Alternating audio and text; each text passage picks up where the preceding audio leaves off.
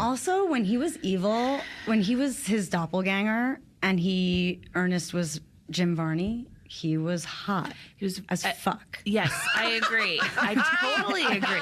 I was actually like, wait, what is I happening? 100% agree. This is a clip from a 2014 episode of the podcast How Did This Get Made, which is a personal favorite. You are listening to June Diane Raphael and guest Leslie Arfin discuss Ernest Goes to Jail. This conversation was so notorious, it later got baked into a remix of their theme song. It's my favorite. You'll hear Jason Mantzoukas weigh in momentarily. Shocked. And he was kind of aching to do drama. Well, he actually did do some drama. And he was so good as evil Ernest. Really good. He was great. Jason. And at one point I thought to myself, I'm right. I never thought. I never was like, ooh, this is getting me going now.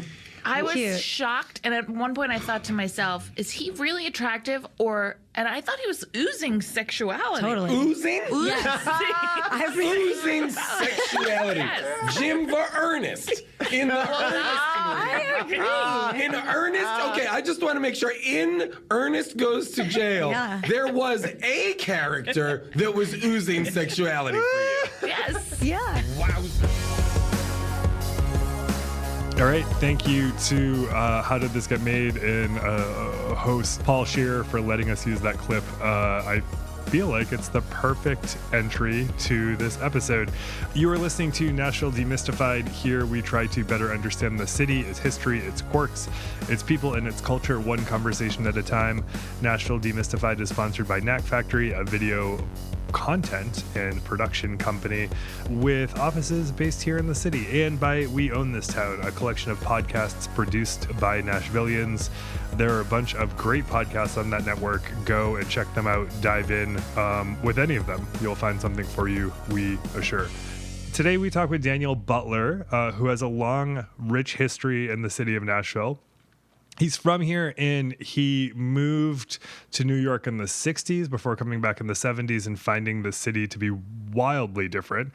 He talks about all sorts of different things that he's been involved in, from early improv scenes to co-creating the show and the book series America's Dumbest Criminals. I found Butler through his work with Jim Varney, or as folks of a certain age know him, Ernest P. Worrell.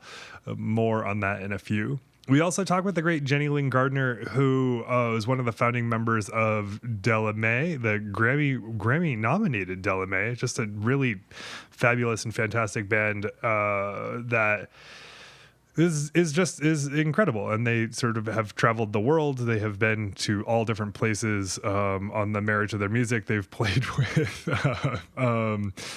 Steve Martin and Martin Short. I mean, they are truly incredible.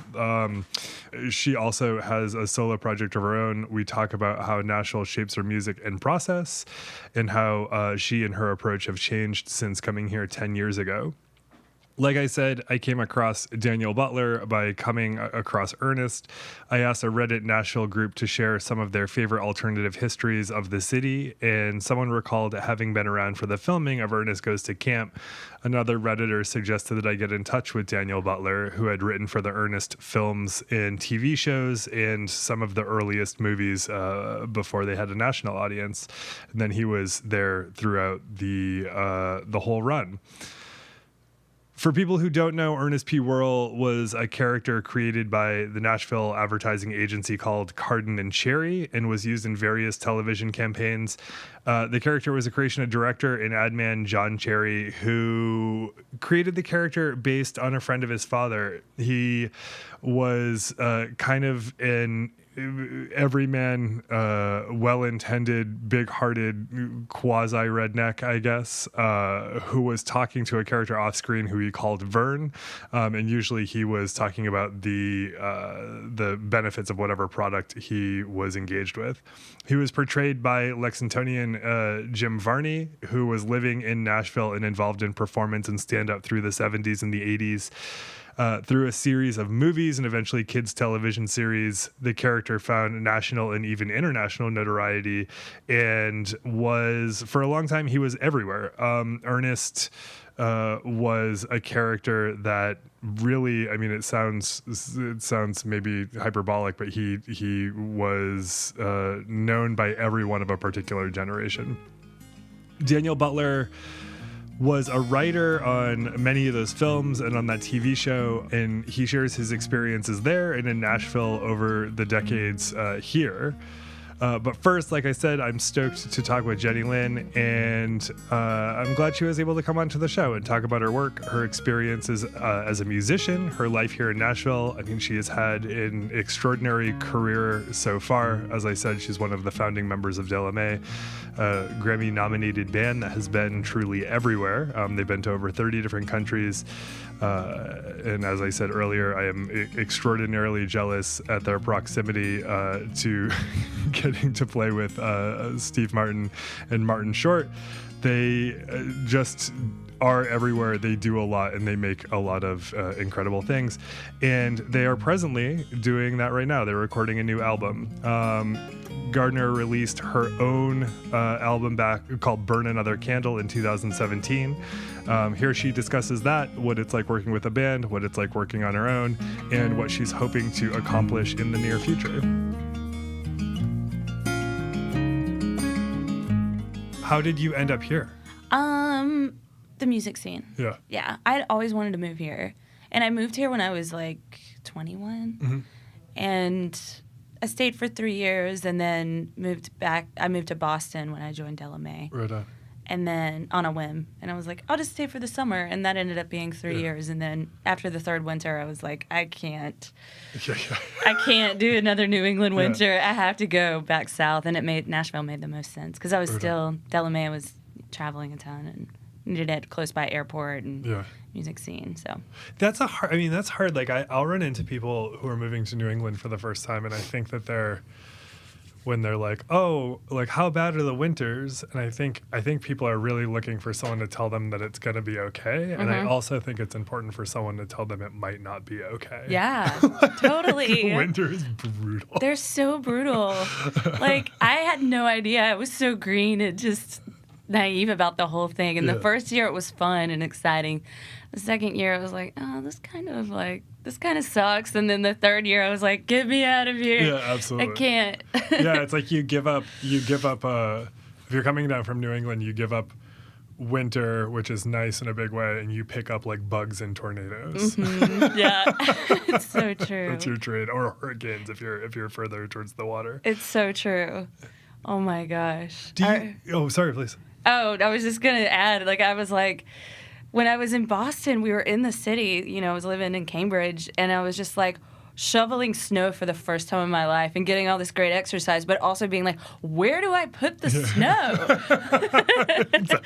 Exactly. I'm just moving it like 4 feet over here. Yeah. So you just tell me about I know that you wear a handful of different, figurative hats musically. Just tell me about those. Yeah. Well, I guess the longest running gig that I've had is with Della. I'm going on 10 years with Della. So. Right. Founding member. I think we're putting out our 5th record next year. Yeah. And I released a solo album, my first solo album 2 years ago, and toured. I think I played like 75 shows for that record. So just tried to establish myself in my music and my solo stuff because it's so different from it. I feel like it's totally different from anything I'm doing with Della. Right. And I'm singing lead and playing a bunch of original songs and poppy songs and bluegrass, more traditional sounding bluegrass. Yeah, the more people I talk with in and around a scene that has a foot in bluegrass, it seems like it is or can be hard or is like existentially trying to play other kinds of music and feel comfortable in those kinds of music. And not to say they feel comfortable as if like that's what you enjoy doing. Yeah.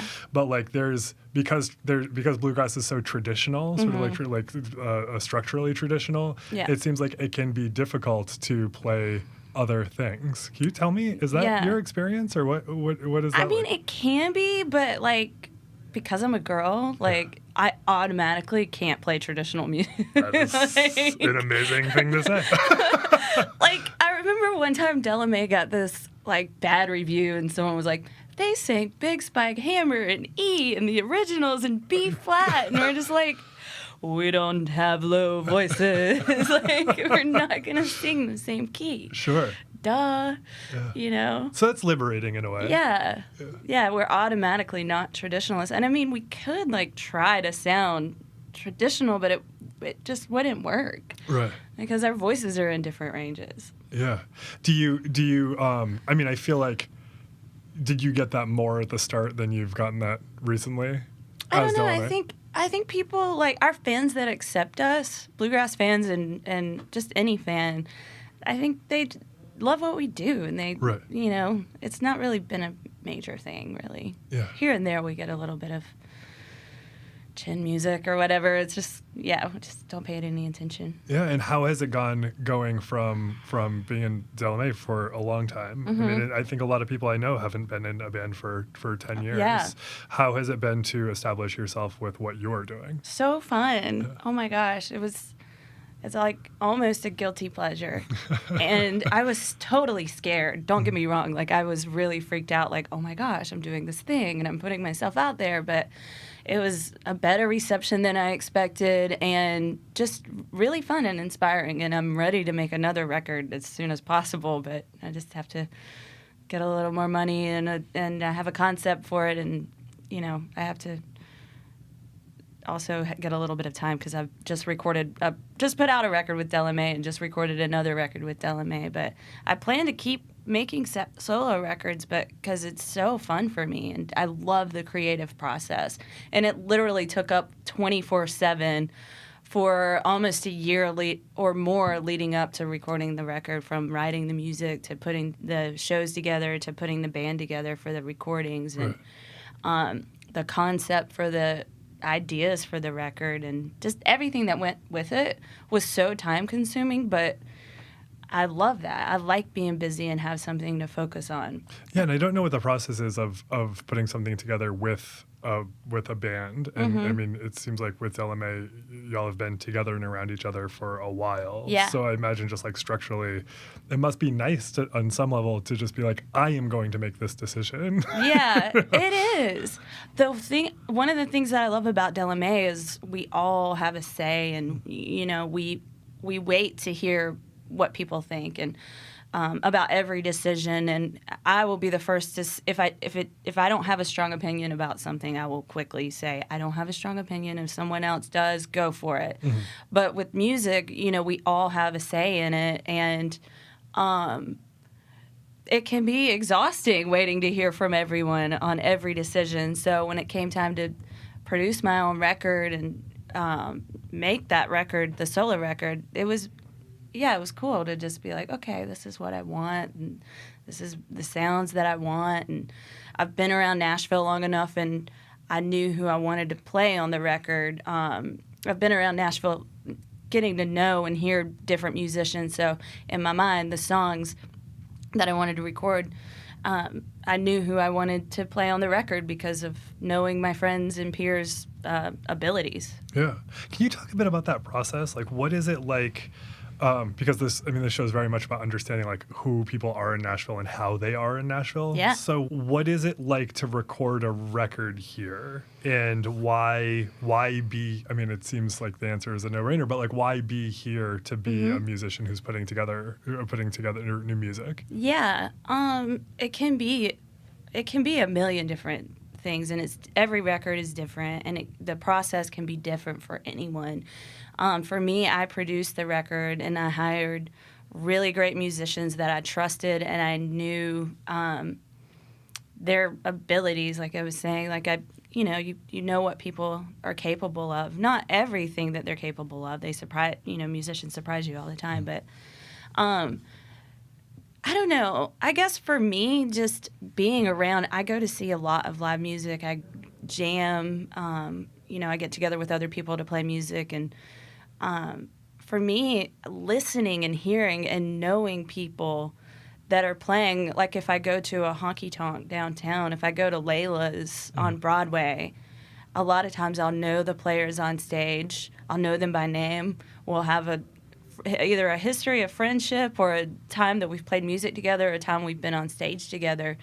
And I think opening your eyes and ears to getting to know all the musicians in this town is, for me, it's necessary. It's a good thing to know your community and not just worry about what you're doing. But when it comes time to make a record, you can think back in your log of your Rolodex of people that you've met, and if there's a certain sound that you want, most of the musicians that I know are for hire for a studio session. So I always have my eyes and ears open to everyone that I'm come in contact with to, maybe at some point I would like to record music with this person, or maybe they sang a song that I loved and want to record. And so if I remember all of these things that I get to witness in living in a city like Nashville that's saturated with great musicians. I just, you're always like, I'm like a satellite, just always like soaking up information. Yeah. It's like a catalog. It's like a real-time catalog. Totally. Yeah. Yeah. And it took a little bit of training to open myself up to that. When I moved here the first time when I was 21, I was kind of in the mind state of like, who can I meet or who can hear me play music and how do I navigate? But I quickly learned like the best thing to do is just soak it all in and meet people and listen and appreciate everyone that you come in contact with, musicians and non-musicians alike. Yeah. I feel like that, to some degree, too, that attitude probably shifts your opportunities a bit because, I think people get freaked out when they're approached by someone who it seems like they're trying to get something. Yeah. Do you know what I mean? And like when we first get to a place and we're hungry, we're like, how do I get it? How do I get it? How do I get it? And that like freaks people out. Totally. Yeah. I look back and like when I was in that sort of, I didn't know, it's just, how do you do something? And now I see it, now that I have a little bit of time under my belt here, and now I see it in other people, and I have a soft place in my heart for it, but I'm also like, okay, you'll figure it out. You'll be fine, but it's going to take a little while. Yeah. I feel like that's great advice that I haven't really heard many people say so far, is that it's like to go out and just listen to all of it and like be aware of what's out there. Totally. For this record in particular, was there anyone that you can think of that that you were listening to or who came onto the record who like maybe you didn't know going in that they were going to be a fit, and that made sense, looking back it made sense who you were looking for? So well, I didn't know I knew who was going to play bass on it. I knew I wanted Mike Bubb to play bass on it. I knew I wanted Kyle Tuttle to play banjo on it. I knew I was obviously going to play mandolin, but I needed a high tenor voice, someone who could sing tenor, and I needed a guitar player. And that was the missing link. And I was got hired to play a show, and my friend, Frank Rishi, who ended up playing a guitar on my record, my friend was on the gig, and we start playing the gig together, and I've known him for years. We start playing the gig together, and I'm sitting here playing the first song, and I'm like, Frank is the person. And he sings great. He's a great guitarist, great person. I've known him forever. I leaned over and asked him after the first song, hey, I'm thinking about doing a record. Would you be willing to play on it? He's like, yeah, I would. Get in touch with me. And without that was the missing link. Sure. So... yeah, that wasn't exactly like not knowing the person in advance. No, but that makes sense. You saw an opportunity that you didn't immediately sort of imagine. Yeah. When you were there. Yeah, like that was the missing link. Just having someone with the energy and the feel and the heart for the music side of it, and then the vocals too. Because I wanted to like have a core band that the band recorded everything on the record with me. So it wasn't like having different players on each song. I did add fiddles and different things on a couple of songs, but that was a core band. So yeah, that's excellent. And what has your, I guess since moving to Nashville, like this is your base, I assume. Like this is where you spend the majority of your time. Have you been traveling as much as you were when you first got here, or are you sort of more centered with this being where you're spending your time? I still travel a ton. Yeah.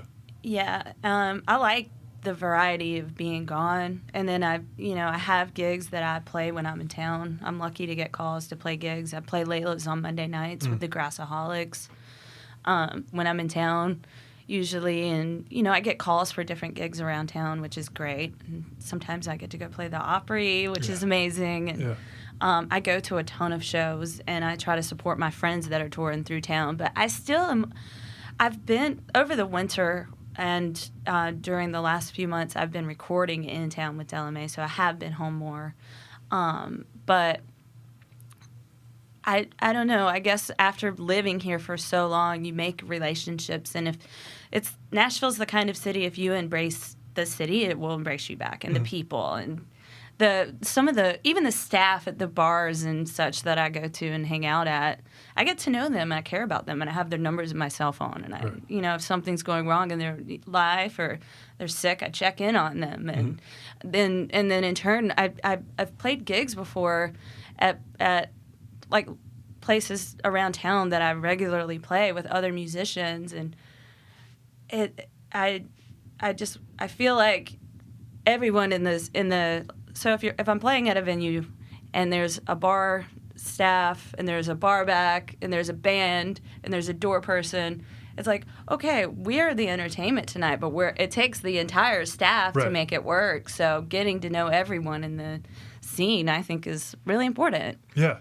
That's so interesting that you bring that up. That's something I think I'm like, I am very focused on like people on hospitality in particular, and I think when one of those elements goes wrong, like you can go to a restaurant and the food can be great and the hospitality is not great. And so it ruins the experience. Exactly. Yeah, totally. And it's I went to the Honky Tonk Badonkadonk had their year anniversary at the Cobra the other night, and I was really struck by that. There is that like the entertainment was really good and the staff was extraordinary, and it was a great experience sort of all around, and that really stands out. Totally. Yeah, it's nice to hear someone acknowledge it. I think sometimes people don't acknowledge that. Yeah, I've seen that. Like, not to talk shit, but I've seen it with other musicians that are in that early phase of like, what can I get? Right. And it's just like, I'm just like, don't disrespect the people that are working with you tonight. You know. It's interesting because in Portland, Maine, which has increasingly been written up as like the like a super foodie city or whatever. Yeah. The some bartenders and waitstaff have essentially become their own celebrities, which is a really interesting thing to watch happen. Yeah. And yeah, I mean, it's good to see everyone sort of treat each other well because everyone is doing their part. Gosh, there are some bartenders on Broadway that have been down there for 10 or 15 years, and they have their own fans that come in on vacation and want to see them. Yeah, absolutely. It's so cool. Yeah. Can you tell me what it was like the first time you played at the Opry? Like, what is that like for someone who is aware of the institution and then you had to do it?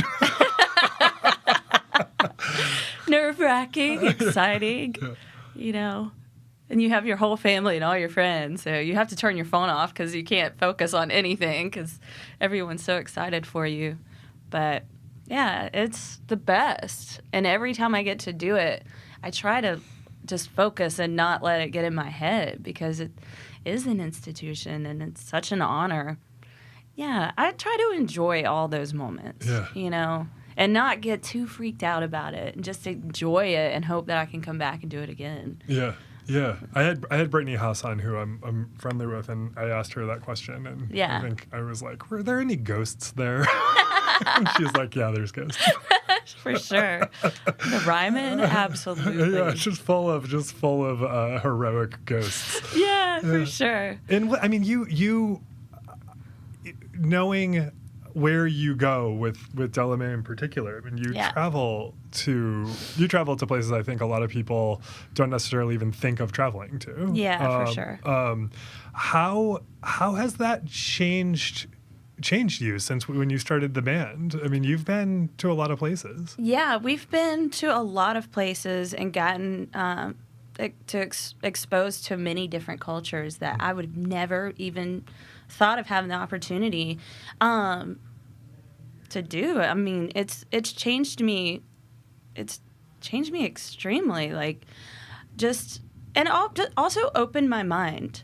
Mm-hmm. I came from the South and from a very traditional Southern family, and our culture resembles a lot of the traditional cultures around the world that are different from mine, but through music, some of the places we've been have been like Central Asia and the Middle East, and I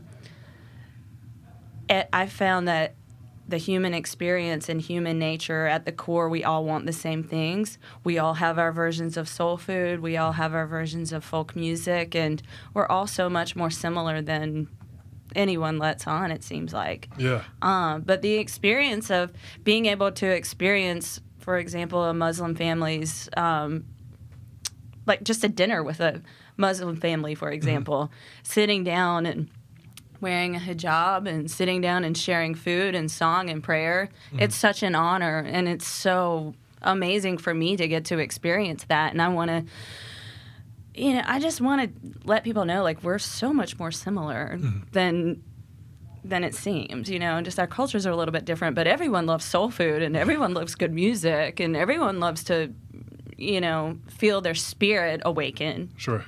So. Yeah.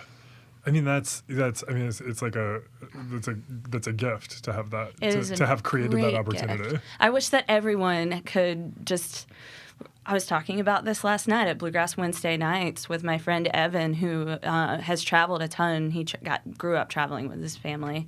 And we were talking about, we wish everyone after high school could travel for a year and just travel for an entire year and get to experience the world and then come back and start their professional lives. Yeah. That's been the fascinating thing about like running into like everyone who is playing these kinds and genres of music and running in these circles, is that for genres that came out of like a very traditional, very male, sort of very conservative background. Now, I mean, I know that this is not the case across the board, and I know that there are people who feel like there should be particular kinds of purity in the ways that the music are played. Yeah. But the people I know who play this music are like some of the worldliest people that I know. Yeah. And that's cool. It is cool. It's cool being down at the Legion and having that be a place that you are having a conversation with someone. I know, right? Gosh. Yeah. Yeah, for sure. I mean, it's true. I mean, for me, when I always wanted to have experiences and travel and learn about different cultures, and I haven't learned any other languages yet, but that's on the list, but a little bit here and there. But I always wanted that, and through music I've been able to have that experience, but it's been so enlightening and just, it's been great. Yeah, I want to do more of it. And so it sounds like, I mean, you have the record out now, and it sounds like you're thinking about putting a new one together. A new solo record. Yeah. Yes. Yeah. Yes. I have a concept for a record, so I just need time to do it. Which maybe this winter. I'm getting ready to tour, to get pretty busy with Della, but I'm also writing and thinking about the band and where I'll record the record, and it may change, it may evolve, but I think just having an idea is a great first step. And for me, I will start with an idea, and it always ends up, when it's executed, totally different than what I thought it would be in the beginning. But it's just holding on, grabbing on to the spark of an idea and wrangling it in and then doing something with it is just the start of it for me. So right now, I want to make a bluegrass record with like traditional sounding bluegrass songs. If not traditional songs, I'll write songs in the traditional vein. Sure. Or like classic bluegrass that people jam. Yeah. But with from a female voice, just to give more options for songs for young women who are or women in general who want to jam bluegrass. Right. I want to give some more options for their voice. Like, I've been looking and sifting through songs that fit my voice well. There's not always, because bluegrass and the classics are so male dominated. There's not a ton of like classic bluegrass songs that I can sing in like an open, like a G shape for the banjo, because a lot of the songs that are in G, A, or B that are like played with that crack of the banjo and the band, I will have to sing those songs in like D or C or E or a tune that doesn't give you that sonic pop from a bluegrass band. Sure. So I'm on a mission. Like I've just for years just been writing down songs. Oh, I can do this song in B. It fits my voice, and the harmonies sit in a place that it gives the punch that, say, Flat and Scruggs, like when those two guys sang together and the band all came in together. So I'm sort of on a hunt and collecting songs that have that crack and that attack. So for myself and to give to other women who want to sing songs, classic bluegrass songs. Right on. Yeah. That's excellent. And are you in any? It sounds like you're looking for existing songs that exist, but you're also potentially writing some of the songs. Yeah, in there? I want to write songs in that feel. So do a little bit of both. Yeah. So that's the idea. Not to. It may or may not happen. Like I said, this idea may change, but that's kind of the idea that I'm grasping onto today. Yeah, I mean, and it sounds like from like a content perspective, some of the songs could also use rewriting. I mean, some of the content's a little alienating. Yeah, for sure. Yeah, for sure, absolutely. So that's another thing. Yeah, I heard Lula Wiles do a. I can't remember if it was a song that they wrote or they wrote with someone else, but they'd done a murder ballad that was turned where it was a woman sort of murdering an abusive partner. And I was like, this is great. Yeah, totally. I'll take more of these. Totally. Please. Yeah. Can you just this? Oh, it seems like a non related question, but it's a totally related question because of potentially who we'll be interviewing in the same episode. Are you familiar with Ernest from the Ernest movies? Oh yes. Yeah. What was his famous? What was it? Like, what did he say? Yeah. You know what I mean, Vern? Yeah, you know what I mean. He's from here. He's from Nashville. Wow. That whole character was developed here. Wow. And I just talked with the head writer of the show. Just like it's a phenomenal local story. But yeah, he came out of like improv and Shakespeare in the Park down here. What? Yeah, in 1981. Wow. You know what I mean, Vern. I haven't thought about that. Are you interviewing him? He's dead, so he's dead. So it's gonna be hard. Wow. Nashville has a lot to offer. It has so much to offer. You're gonna enjoy it here. Yeah, I appreciate it. Well, thank you so much for coming in. I really appreciate your time. Thanks. You're out there on the road, so far away from home. That's just the way it is. Making your way through another town, called me on the phone to tell me that you miss me. You counted 1,875 little white lines as they pass you by. You're one step closer but a million miles away. And you say, are you okay? Are you okay alone? Are you okay? Are you okay alone? Of me in the darkest night, in a candlelit world, do you hold a light for me?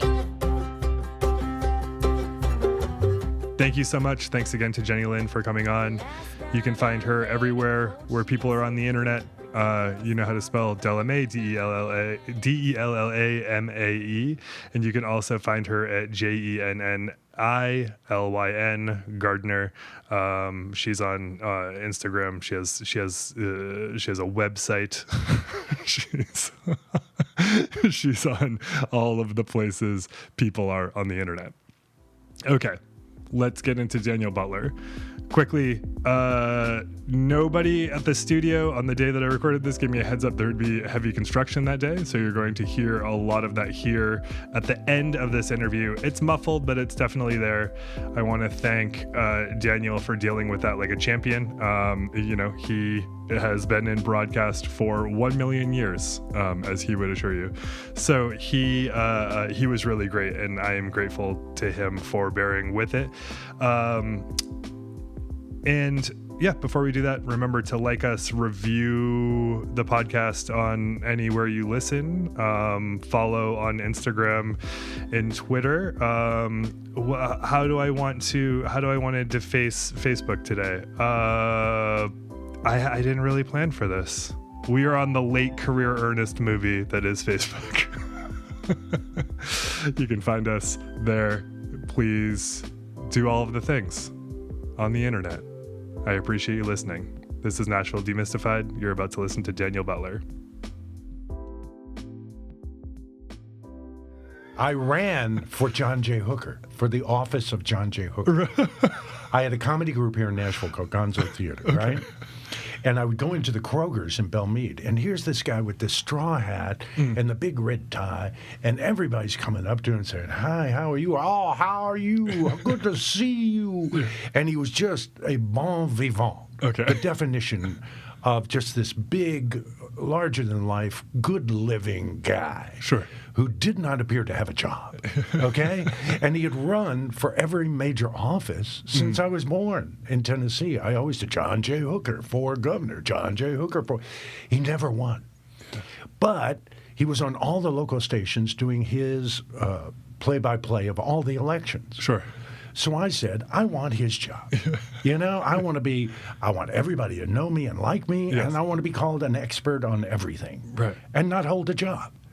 So, as part of our promotion for our next show at the Exit Inn, I told Teddy Bart, who was a local radio personality, I said, I'm running for the office of John J. Hooker. And it was a joke. Well, the next thing I know, Teddy Bart had arranged with the journalism fraternity, what is it, Sigma Chi, something? That's right. There's a fraternity. Sure. And they have meetings, and he said, at Bishop's Corner on West End, and he said, Dan, you got to show up. You're going to debate John J. Hooker for the office of John J. Hooker. And I was like, you kid. My wife was in residency. I had a 1-year-old baby. Yes. I was trying to care for it. I show up. This John J. Hooker had actually researched me. And he came armed to attack me at this debate. And it was just, and we were live on WLAC AM. When was this? 1980. Okay. And so I said, okay, we're going to have the election at our show. Our next show was at TJ's on White Bridge Road. I said, the night of the election, we have a show. We're going to have the election for John J. Hooker. Only people who attend the show can vote.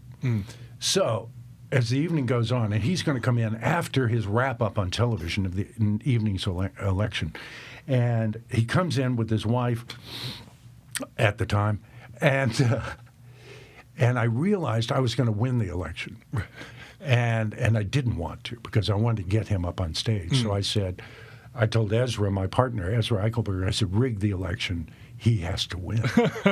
So John J. Hooker, at the end of the show, we announce it. He comes in with a couple of bodyguards and his wife, and they sit down. They look like the mafia. And we say, and Ezra announces the winners. John J. Hooker wins by 32 votes. And he got up on stage.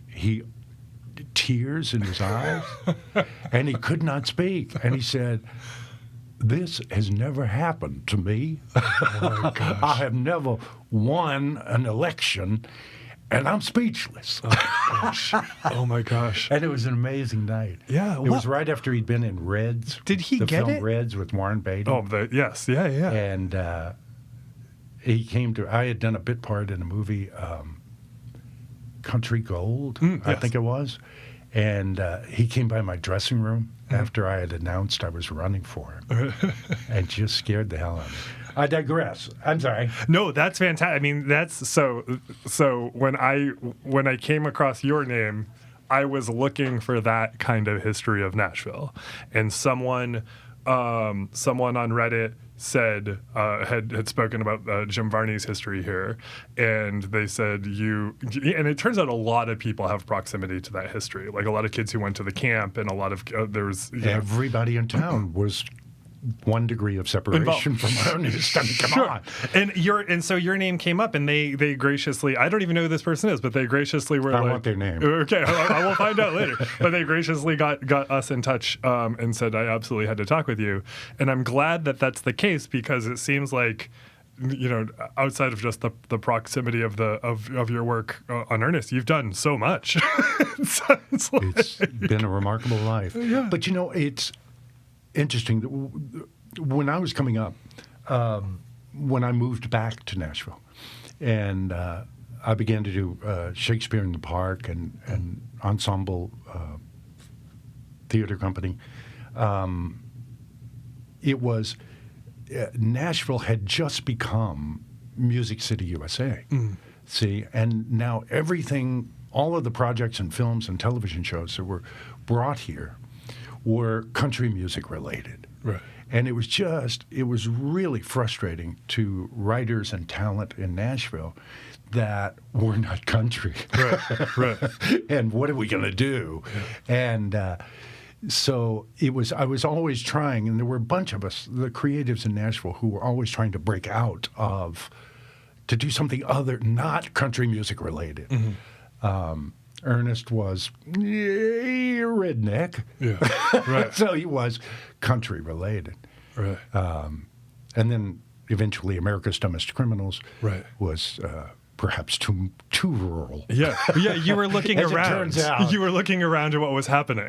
Yeah. It was a logical step from one dumb boy comedy to another, And can you talk, how did America's Dumbest Criminals happen?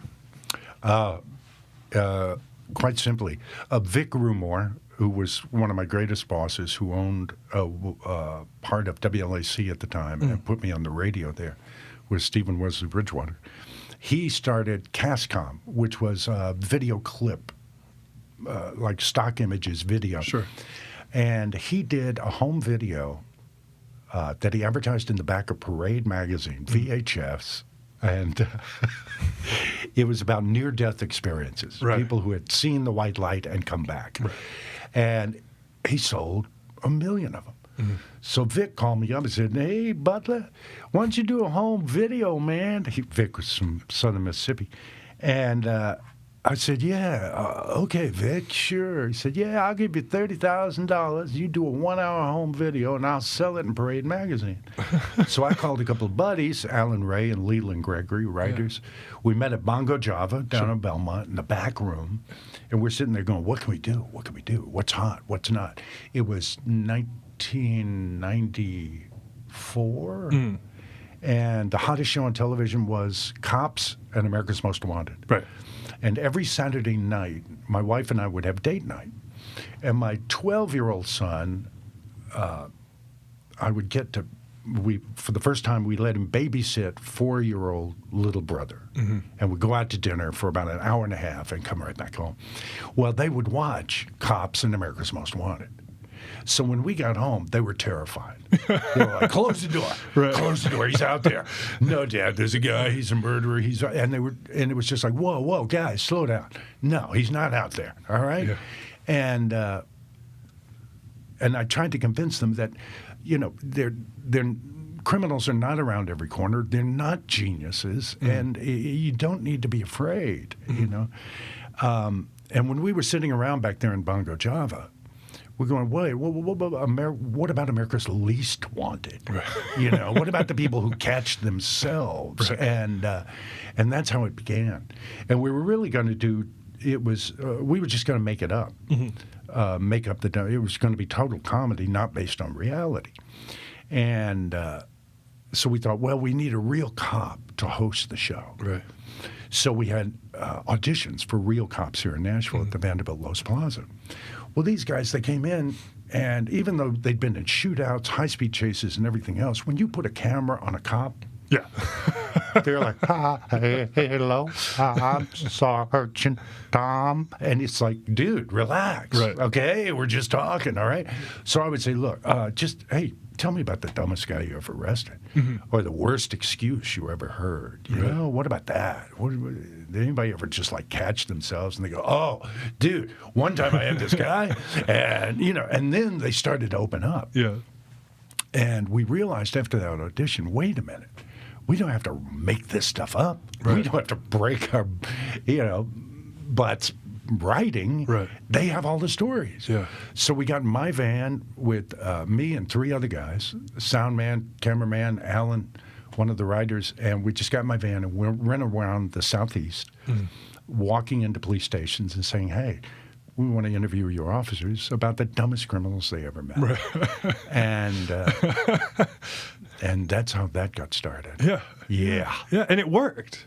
Like, it worked. It was around for a long time. It was shocking. With a book, Routledge Hill Press put out the book, and it became a New York Times bestseller, paperback nonfiction, for 4.5 months. Which none of us expected. But I think it was also the timing of it. 94, this was right after the O.J. Simpson trial. Sure. Hugh Grant had gotten busted with a prostitute. Senator Packwood in the Senate had gotten busted for. And they all kind of got off. Right. So there was this real feeling in the country of there is no justice. Right. When we showed people who received instantaneous justice, hoisted on their own petard immediately, I mean, it was just like, oh my gosh, yay! Yeah. And the first story that we came across that really solidified it was 2 guys pull up to a hot stop. They run in, one of them runs in. The clerk is just changing the cash drawer for the shift change. When the guy walks up to her and hands her a $20 bill and says, could you change this for me? And she says, sure. She takes his 20, opens the cash drawer, and he pulls the gun on her and says, give me the cash drawer. And she says, but he said, give me the cash drawer, I'll shoot. And she goes, okay. And she gives him the cash drawer. He runs out with the cash drawer, gets in the car, and he said, his partner's driving, and he said, how much did we get? And he said, $8. Because she had just changed the cash drawer. And he said, where's my 20? And the clerk was still holding his 20. So the 2 bad guys lost $12 in a robbery. And it was just like, oh my God. It's gorgeous. The bad guys lost money? Yeah. It's like the Ryan O'Neal character in Paper Moon, right? It's like let's find more of these guys. Exactly. And in every market that we went to, and we ended up going from New York City to San Diego and Seattle to Florida. And it was a remarkable 4 years. How did you become a person who's from Nashville? I was born from a woman. This is going to be a long conversation. Okay. I'm sorry. No. Did that clear it up for you, Alex? How did you become a person who was from this area who became interested in the things that you are interested in, which are not country music USA? Wow. How did I become the person I am? Well, Alex, there's environment and then there's genetics. And my father was an executive at Genesco, General Shoe Corporation. And he got into a fight with Maxie Charman, which you're not from Nashville, but never get into a fight with Maxie Charman. Okay. He started General Shoe Company. My father got kicked upstairs to become president of Form Fit Rogers, ladies' lingerie and underwear, on Fifth Avenue in Manhattan. So I went from being a fairly cloistered youth in Nashville, Tennessee in the 50s and 60s to moving to New York City in 1966 at the age of 15, and I was already 6 feet tall. Right. And that was liberal education. Sure. Moving from Nashville to New York in 1966. I hear things were going on. Wow. I mean, the B-Ends in the Central Park, Greenwich Village, Washington Square. Right.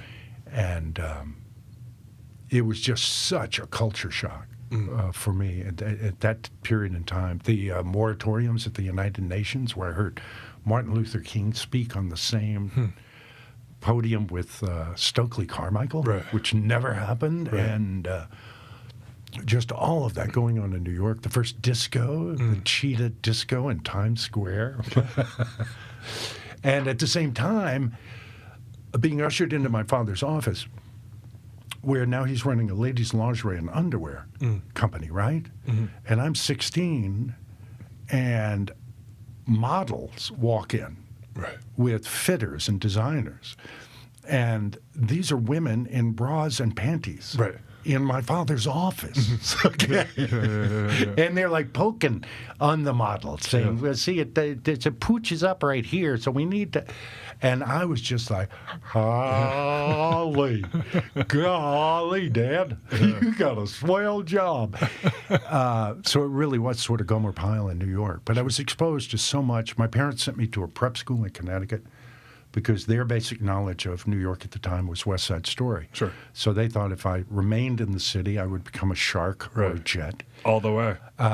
And so they sent me to a prep school where I was the only Southern kid with some real snobs. How did when you first experienced like any of the sort of monumental things that you're talking about in New York, from the the boardroom where your dad was to sort of any of the cultural phenomena, how did you reconcile that? Like, how did you reconcile that being from here? The first day, I mean, you're talking about a kid in. All I knew about New York City really was Times Square. So the first day when I got to go out on my own, I walked from East 72nd Street to Times Square.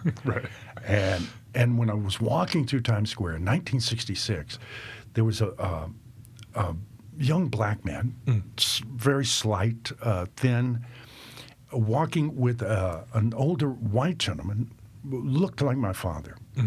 They were holding hands, and the young black gentleman was wearing falsies and false eyelashes and had his hair styled in a woman's hairstyle. So now Gomer Pyle is seeing this for the first time, and I busted out laughing because I'd just never seen any, number one, a white man and a black man holding hands. Coming from Nashville was new. Him being dressed like a woman, I immediately thought, this guy must have lost a bet. And he has to walk through Times Square dressed like a woman. So when I got home that night, I came back and I told my parents, who had grown up in Atlanta, Georgia, "Oh, you won't believe what I saw today, Mom. There's two guys holding hands." And my parents, I remember their faces just ashen, going, "We have no idea what they were doing." And so they were really sort of going through it with me. Only they were in their 40s, and I was the youngest of four, 16. They were probably on the phone with the prep school that night. Yeah. This is actually when I was home in New York on leave. But it was, it was just eye-opening in every meaning of that word, in so many ways, politically, socially, racially, religious, spiritually. I thought back to one memory of New York City was the big book. One of the big preachers at the time was Norman Vincent Peale, The Power of Positive Thinking, who had been a big seller. So they took me. We were Presbyterian. They took me to his Presbyterian church. Years later, come to find out, guess who was another member of that church? Donald Trump. The Power of Positive Thinking. And after 2 sermons, I was going, this guy is just making it up as it goes along. I mean, he's saying pretend. And this doesn't go at all with what I grew up with at Westminster Presbyterian Church in Nashville. And I told my parents they were crazy. But that was one spiritual aspect of it. But then, of course, Greenwich Village, there were lots of different spiritual aspects. But that's New York. You want to talk about Nashville? I do, and I'm curious. But what I'm curious about, why I'm asking these questions is knowing, as you described earlier, you came back. And you were involved in improv, and I'm just curious about how those elements were received here, and who brought them. Like, what was the improv scene? Like, what did you come back to? And when did you come back? I came back when I left in 1966. The Ryman Auditorium was the Grand Ole Opry, but and those 8 years when I came back. First of all, when I left, Nashville didn't have an interstate. Right. It was just being built, and there was no Opryland. And Nashville was a conservative Southern town. Hank Williams Jr., Bocephus, was in my elementary school. Sure. In the 5th and 6th grade with me, and I was on his softball team. And we treated him horribly because country music people were poor white trash in the eyes of, Nashville. Right. And when I came back 8 years later, they were the royalty. Right. And it was... There was a theme park for crying out loud. So you came back in 74. Yeah, actually no, 76. Oh, so okay, yeah, 76. You came back in Altman's Nashville time. Yes. And the Exit In, and Joan Tewksbury wrote the film, and the Exit In, and my former neighbor was one of the part owners, and it was like, dude, wow, what happened to my hometown? Right. And it had changed just so dramatically, and become Music City, USA. This, it looked like, I felt like I was walking back into a theme park. Right. What brought me back actually was I was had filed for a conscientious objector. I was in the first televised lottery for Vietnam. Right. And of the 10 of us in the room where we were watching the lottery, all 10 of us our birth dates were called in the first 50 birth dates. Oh, my God. Yeah. So we were all looking at Nam. Sure. In 69. And so I applied as a conscientious objector because I just did not feel that I could take another life, and went through a long process on that they did not want to give that to me. And they finally did. And I was drafted, and I served 2 years alternative service as a orderly, operating room orderly, and then psychiatric orderly. Wow. For 2 years. Wow. And after that, having worked in hospitals, I went through a 2-year radiology program and became an X-ray tech. And St. Louis, Missouri. Trained at the Mallinckrodt Institute of Radiology on the first CT scanner in the United States. Yeah. And I came home to visit my parents in Nashville, and Vanderbilt had just gotten the first CT scanner in Nashville. Right. And they were looking for techs. And I was like, well, I happen to have trained on the first one in the U.S. So I got hired at Vanderbilt 4 to midnight. Yeah. And on call midnight to 7 a.m. for the first CT scanner. And my name there was Scan Man Dan. It's like you were like a DJ. I was legendary at Vanderbilt Hospital. I had, because I worked 4 to midnight, and most of my coworkers were black and from North Nashville, and we would go out and went to TSU. And we're all musicians, and they would take me out clubbing after midnight. Yeah. So I'm like one of the few white men who would leave work at midnight dressed entirely in white, white pants, white shirt, white lab coat, and go and be the only white person at the New Era Club. Yeah. And getting down. Yeah. And we had some fun. I've been this guy, and it's a fun time. It was wild. We had fun. We had wheelchair races in the me and the residents out in the Vanderbilt parking lot, the ER parking lot when it got slow. Yeah. I have me and a group of nurses and techs. We formed a group called the Merry Pranksters. Yep. And about once a quarter, we would rent a bar and put on a party, and for all the employees in Vanderbilt, and just pass out leaflets.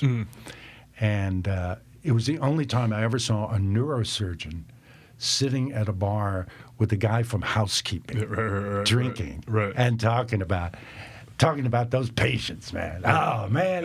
That's fantastic. It was a wild time. But that's what brought me back to Nashville. And so I was at Vanderbilt for 4 years or so. And then I went from I started doing community theater, Shakespeare in the Park, which I'd done in high school, some Shakespeare, and I just on a whim, I went for Shakespeare in the Park and got the role of Mercutio in Romeo and Juliet. Sure. And did it out behind the Parthenon at the Arts Center. Yeah, that's amazing. And you were doing that around, how old were you then, around in your late 20s? Yeah. I was born in 51. Right. So 25 when I came back to town. Right. Really 29 when I got married. My son was born the year later. And so late 70s. Yeah, so I mean, so 80s. in entertainment at least, you were a relatively late bloomer. I mean, you came in at Extremely. Yeah. And I did not go to school for it. It probably benefited you. Well, until I got to TPAC, Right. and I was doing The Importance of Being Earnest, no relation to Ernest P. Worrell. Sure. This was the Oscar Wilde Ernest, with Tennessee Rep, Right. Mac Perkle and Mike Miller.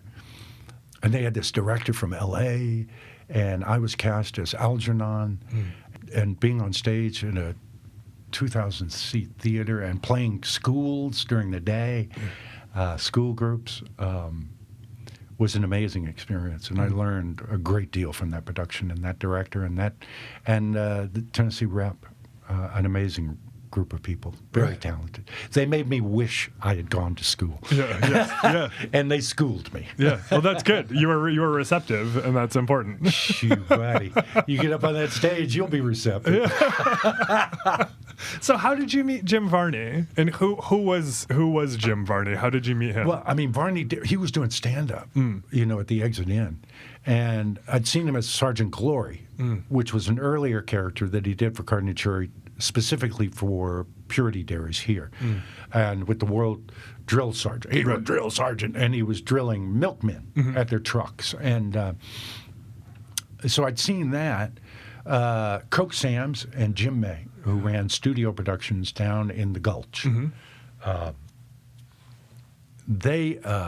Which used to be Slick Lawson's studio, famous local photographer, where Chris Christopherson crashed on his couch down in the studio productions, Slick's old studio, after he came back from Vietnam. Right. Whoa.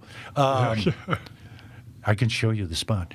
Right behind NES. But so they had this incredible space, studios, like an old garage.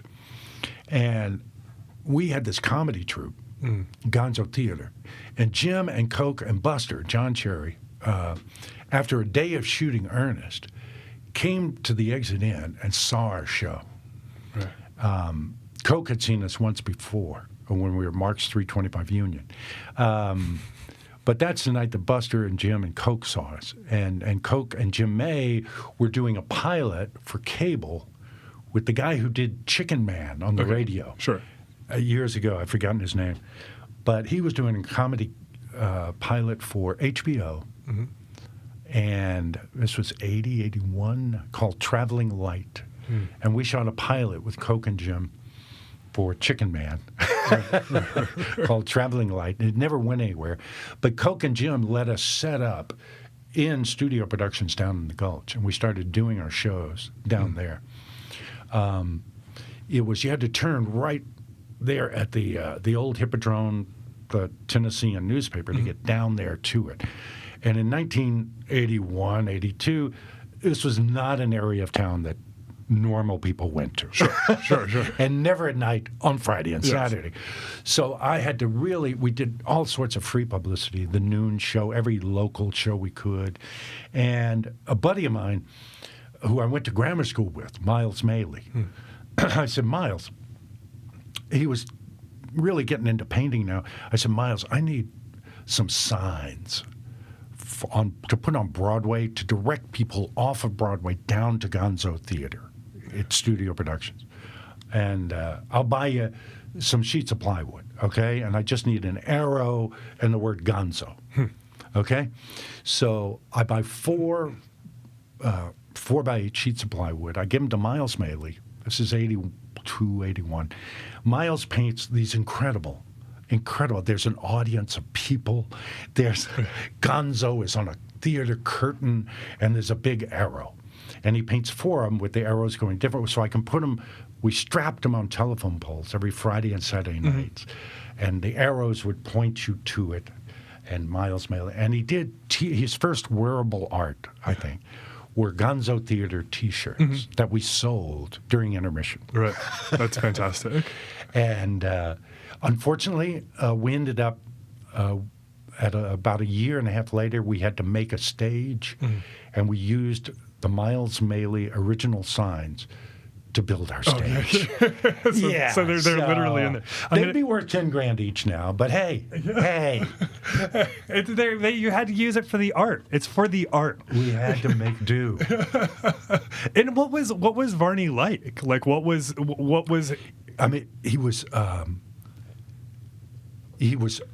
always on, in the sense that the guy was just a stream of consciousness, riffing. And it was amazing. I mean, his mind was he was a brilliant guy. I think, and I talked about this in the talk that I gave at his memorial service, his ability to make everyone feel special was remarkable. Right. In the public setting, but just on the set when you're shooting. And we would shoot 32 commercials a day with Jim. Where he would just, climb up the ladder with the Purity product. Coke would push the ladder off. He'd fall to the mattress. Right. They'd hand him Pine State Dairy product. Ready? Climb back up the ladder. Hey, Vern, with the Pine State Dairy. Coke, push him off. Fall down. Hand him a different product. Climb up the ladder. Yeah. And the record I think we set was 32 in one day. But Jim was just an incredible guy, and he made you feel special. The lowest person on the crew. I mean, he would hang out with you and talk, and he was so down to earth, and yet a brilliant man.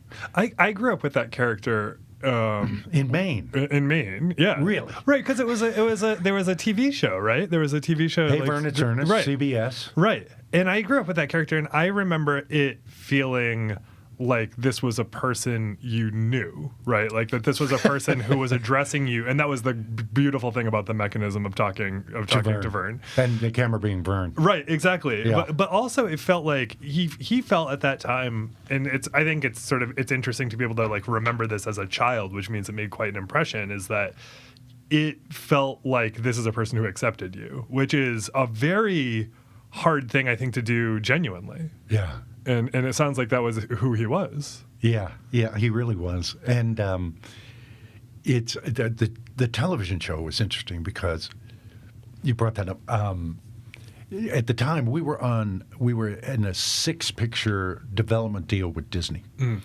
which meant that M Show Producers Group, the division of Card and Cherry Advertising, that did television and film. We were tied to them, and the Ernest character was tied to them.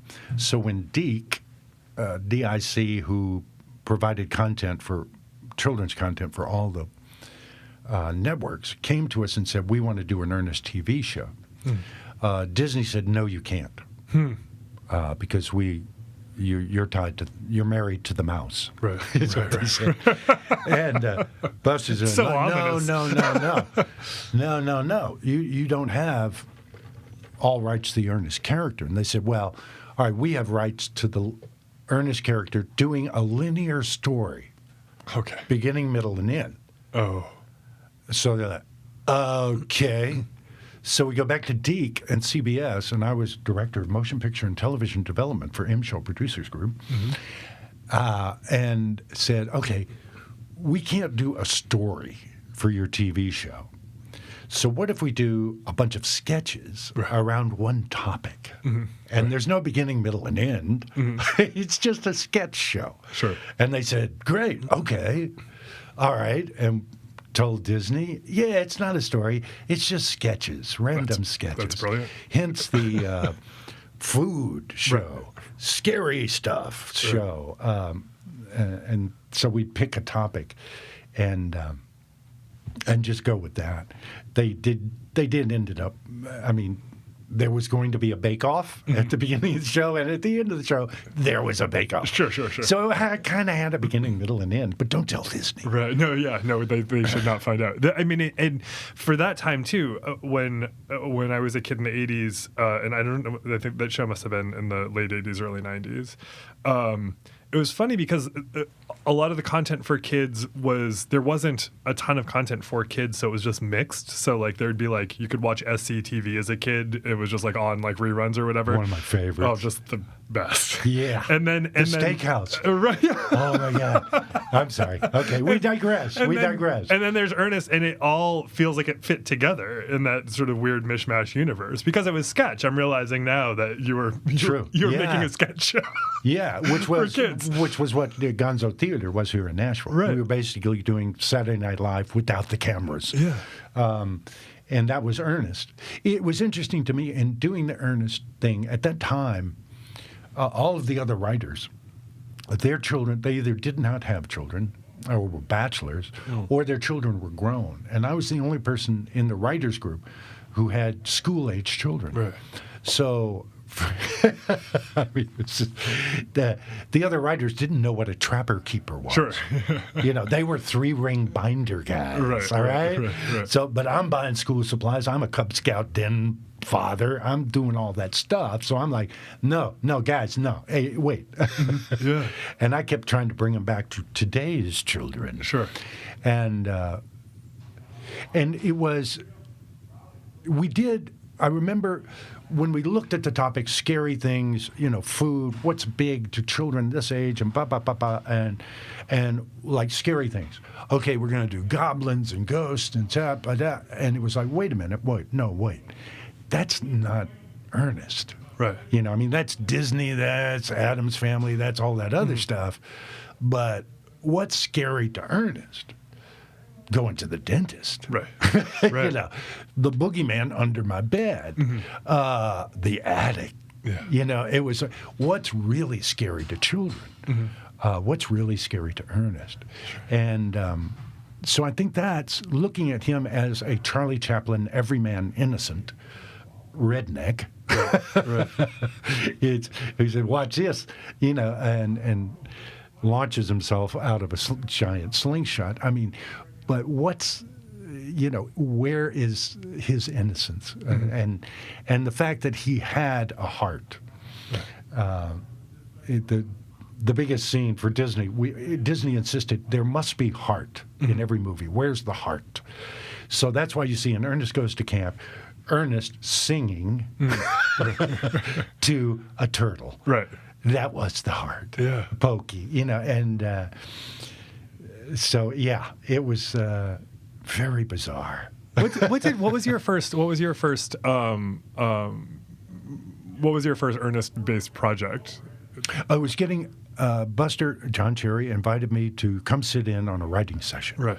When I was doing Gonzo Theater, and he said, "I'll pay you $75 an hour." And I was like, holy, that's wow. wild. That was huge. Right. In 80, 81, something like that.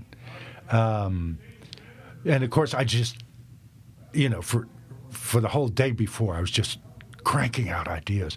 And I get to the meeting, and like in the first 15 minutes, I shoot all my ideas. My best ideas out. Yeah. And they're all just like, yeah, yeah, okay, all right, we're good.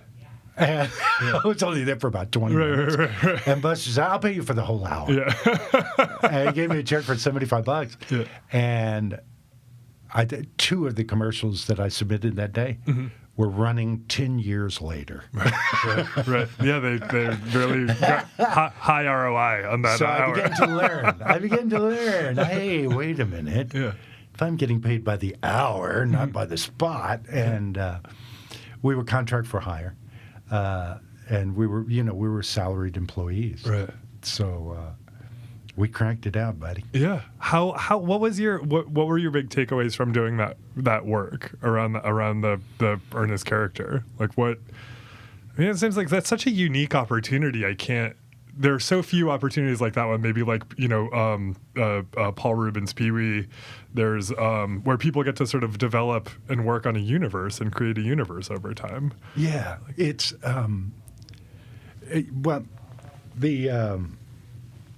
the thing of it was, and I've been realizing this recently, that it was almost as though Buster and Jerry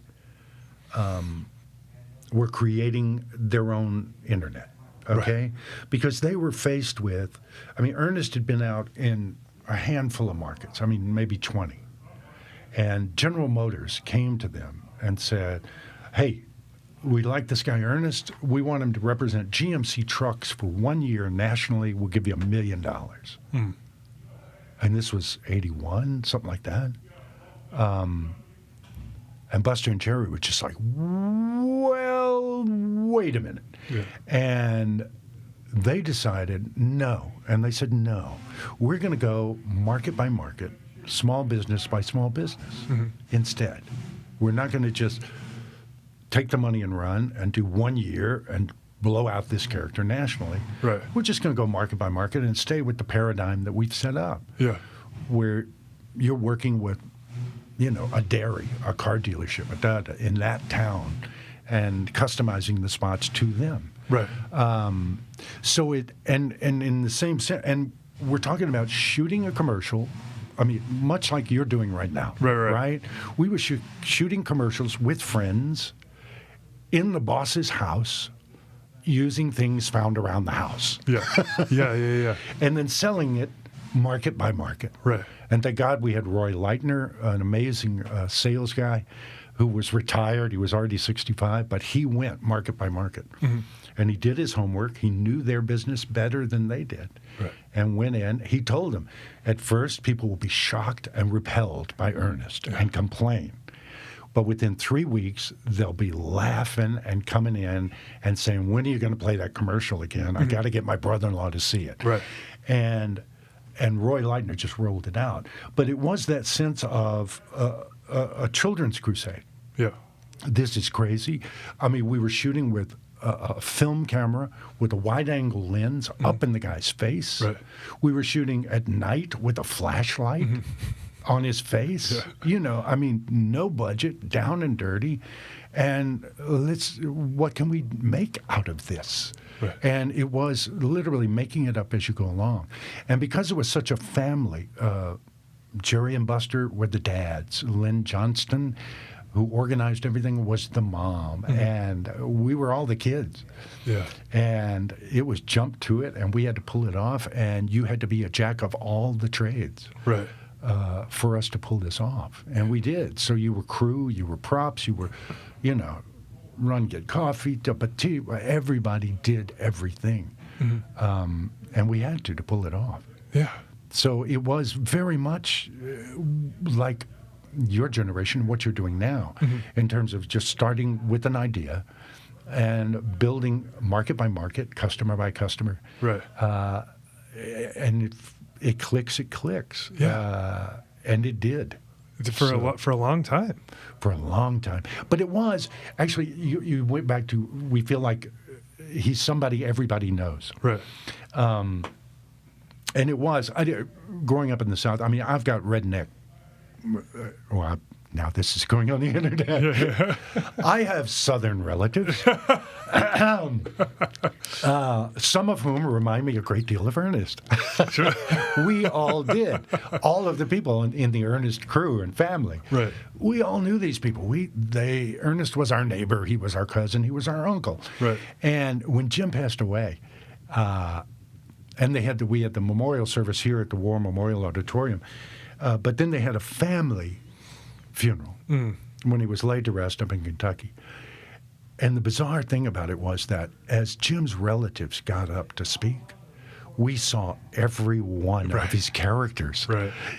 He didn't make that up. Right. That was his aunt. Yeah. That was his cousin Jimmy. Sure. Oh my gosh, Pops was his Uncle Roy. Right. And we saw at Jim's funeral, he was exposed. Right.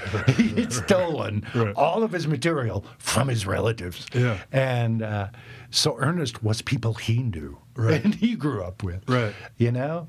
I feel like that's sort of like what King of the Hill was, right? Like my judge show, King of the Hill. Those guys talking out in the driveway. Right, exactly. It was my brother-in-law, yes. Bill Barnes. I mean, he was shaped. He had that exact same shape. Yeah, I don't know that stuff about that. And then nobody's saying that I'm hanging. Yeah. Mine in Maine was Butch Leonhardt. Is one of my dad's best friends, and he was the same guy. That guy just exists. Yeah. In places you have no idea what he's saying, but he's saying a lot of it. Yep. But one of my greatest, and I told this story in the memorial service for Jim, was my in-laws out in Oklahoma, where we had Brahms for a client. Ice cream restaurants like Shoney's. Sure.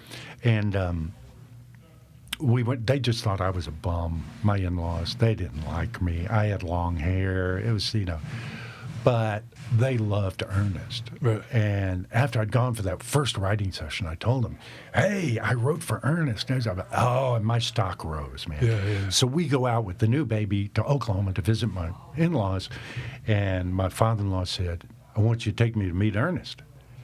Get me his autograph." And I said, "Oh, I'll get you his autograph." He said, "No, he's going to be down at Brahms today." And I was like, "Really?"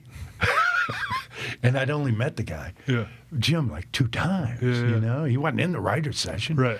And I'm like, whoa, that's going to be really crowded. And for 2 hours, I was just sweating it because I knew Jim wasn't going to recognize me, and my cover would be blown. And we go, and it's the line, 500 people are there, and Lynn Johnston was up there with Jim. She was his keeper, and sure. She saw me. She talked to Jim. Jim talked to her.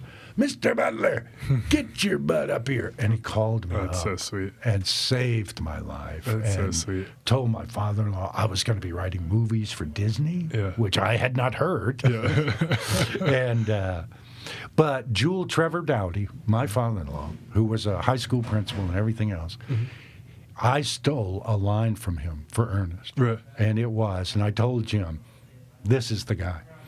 He said, "Golly Bob Howdy." That was my father-in-law. And he would always say it when we drive out there, he'd say, "What'd you pay for gas?" And I'd say, $1.76. "Golly Bob Howdy, you could have gotten it for $1.45, 5 miles down the road." Right.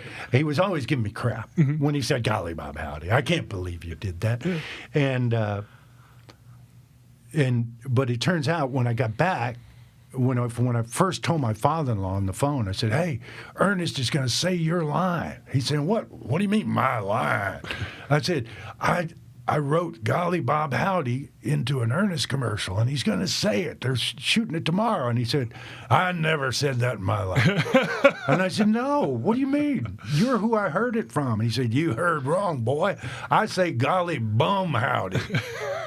And I got it wrong. He said, "You got it wrong. It was Golly Bum Howdy. That's what I say. It's not Golly Bob Howdy." And it was, so I screwed that up. Oh, my God. Even that. Now, I could not, but he would go every morning down to Lang Sam's drugstore and sit around with all these retired guys, and he's the high school principal. And they would sit around and talk at Lang Sam's drugstore, and he became the king of Lang Sam's drugstore after Ernest said, "Golly Bob Howdy." That's amazing. He changed the way he said it. That's amazing. But, well, I'd like to. I mean, thank you so much. This is really incredible. So, what do you? Can we talk about Nashville? Yeah, I want to ask one last question though. It is about Nashville, which is how. I mean, you've talked about how it was different from when you left to when you came back, and you came back to an interstate and Opryland. Yeah, in Opryland. How has it changed since then? Well, see, what Opryland did was bring this incredible talent pool to Nashville. Outside of Broadway in New York City, in the 80s and 90s, this was the largest talent pool for musical theater, music, and really for theater in a major way. So we had this incredible, because you could work at Opryland and make your rent. Right. So, I mean, we had these incredibly talented, my piano player and composer for Gonzo Theater, James Fitzgerald. He played the piano for the gospel quartet at the Park. They all called it the Park. You worked at the Park, was Opryland. all of the talent in Nashville and the upcoming creatives had to have a day gig at the park and work for Opryland to pay the rent. But at night, and I mean, the east side of Nashville was sort of born out of that creative community that Opryland actually brought here. Right. So it was interesting the effect that it had creatively and in terms of theater and entertainment here. And that's why we began to fancy ourselves as the Third Coast. Sure. Yeah, and we won't talk about the hotel and restaurant known as the Third Coast. Yeah. That was a major Varney debacle. Really? And I guess it's common knowledge now. Yeah. Jim went through a cocaine period. Sure. It was that time. As he told me, right. Butler, cocaine is God's way of telling you you're making too much money. And he got busted, not by the police, but by a member of the Ezell family, who owned Purity Dairies, was going to the bathroom at the Third Coast when Willie Nelson had a room there and everybody was there. And Varney was in the bathroom doing a line of cocaine. And the young Ezell saw him doing cocaine, and they dropped us like a hot rock. Really?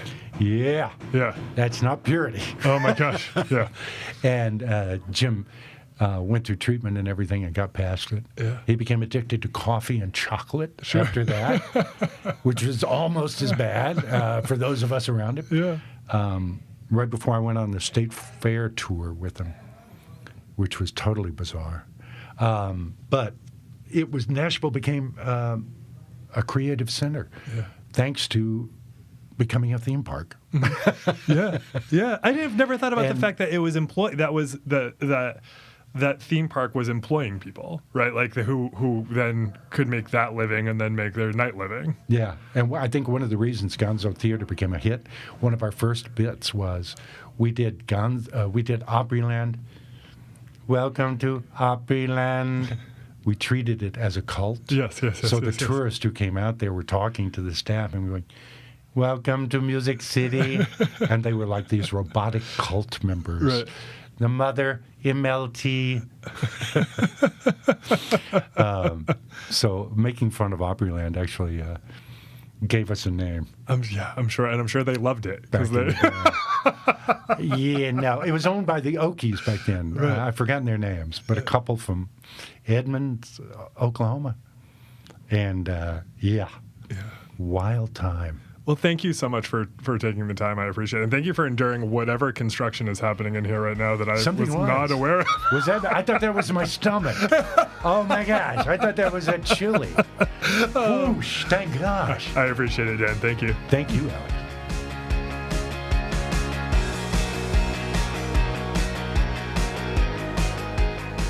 All right, everybody. Thank you so much for listening to Nashville Demystified.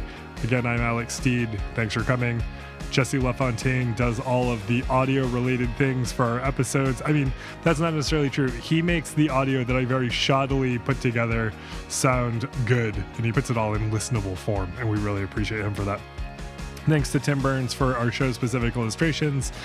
If you want to get in touch, find us online everywhere you can. Thank you so much for listening. As always, I really appreciate it. I look forward to sharing more with you soon.